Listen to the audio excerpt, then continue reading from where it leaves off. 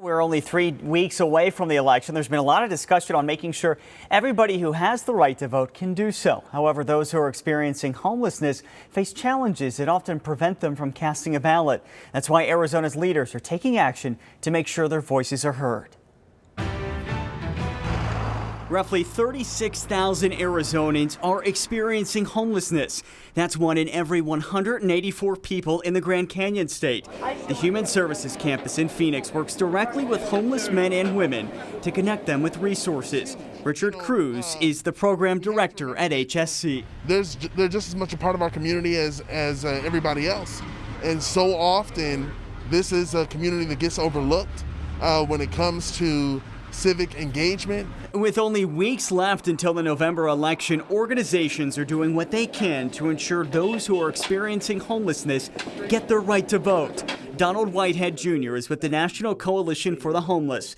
The group launched the You Don't Need a Home to Vote campaign, which empowers and educates homeless voters in all 50 states. Our campaign is to make sure that people who are homeless and people who work with people that are homeless absolutely know that they have a right to vote in this country.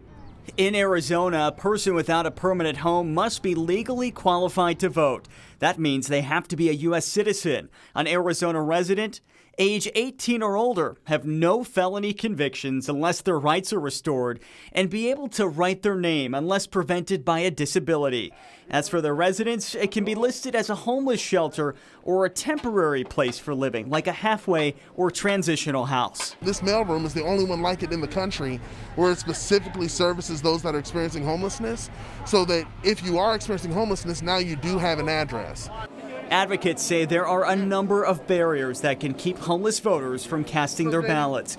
Disadvantages like not having a state-issued ID, no means of transportation to the polls, or no information about the races and issues on the ballot. Homeless voters also face prejudice. One of the biggest challenges for homeless people at times is just at times their physical appearance may cause them to be harassed, may cause a level of discrimination. On Election Day, the Human Services campus will help bus those who are experiencing homelessness to polling locations. Cruz says the goal is to make sure this community is not forgotten. Your vote is your voice in this system.